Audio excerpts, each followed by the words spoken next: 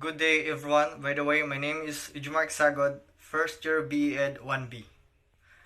This video sums up the explanation on how human behavior affects fear, violence, and habit. Let's start with fear. It is the disturbance of the mind of a person who is confronted by an impending danger or harm to himself or loved ones. We use fear to describe our emotional reaction or for something that seems dangerous. But the word fear is used in another way too. To name something a person afraid of, people fear things or situations that make them unsafe or unsure. So meaning, fear is an emotion or feeling that a person tends to feel scared or afraid of that make them uncomfortable. And there are three principles of fear.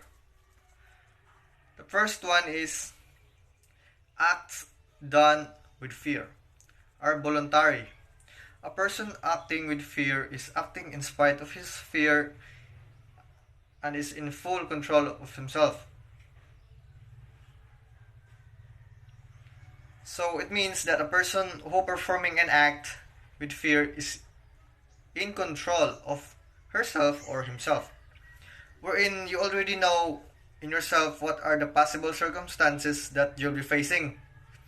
For example, climbing a cliff, flying an airplane through a storm, diving with pearls, arresting a notorious killer. Next is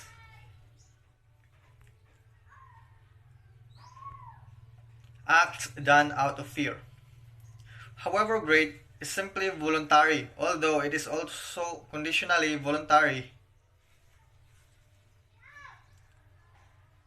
This means that there will be a second person involved of performing an act with fear, wherein yourself tend to feel fear because there is someone urgeness in order for you to do so.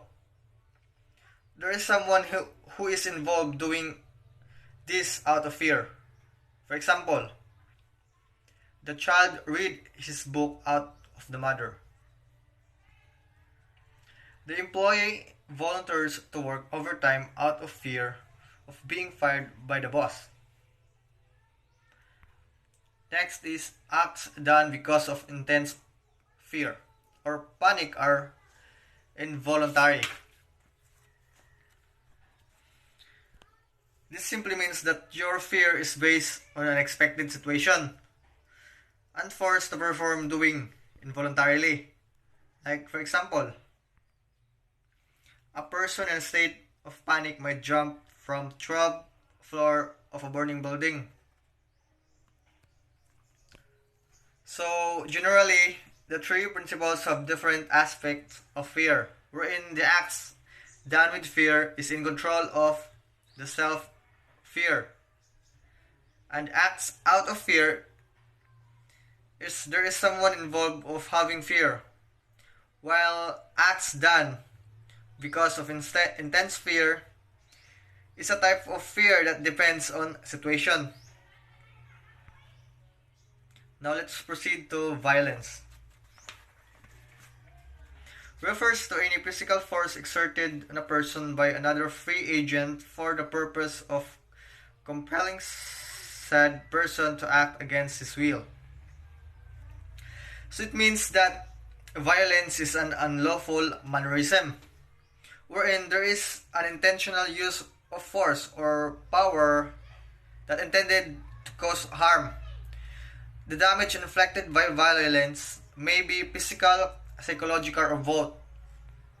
For example, bodily torture, maltreatment, isolation, and mutilation. And there are two principles of violence. First is external actions or commanded actions performed by a person subjected to violence, to which reasonable resistance has been offered, are involuntarily and are not accountable. Involuntary, rather. It is a kind of violence wherein there is someone who commands to perform such act of violence. The best example is gun for hire. Second is elicited acts are those done by the will alone, are not subjected to violence, and are therefore voluntary.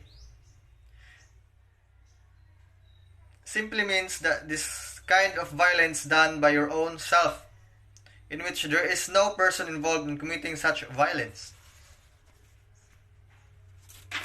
Next is habits.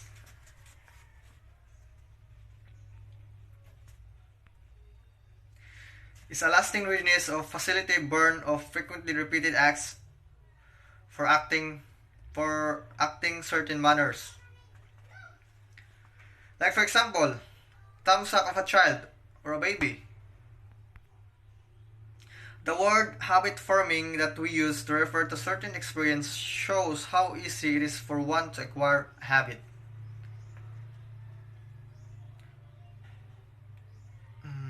This means that this habit formed by your everyday lifestyle. Like for example, having coffee every morning, doing exercise in the morning, and a lot of more. Habit is not easy to overcome or alter. Yes. The best example is the drug users. That's why there is rehabilitation program in order to overcome that habit. It is a long process in order to break that habit. Another example is alcoholism and smokers find it almost impossible to reform. Yes, it's hard or almost impossible to overcome, and it also needs a rehabilitation process in order to reform. Change might not be fast, and it isn't always easy, but with time and effort, almost a way habit can be reshaped. Thank you.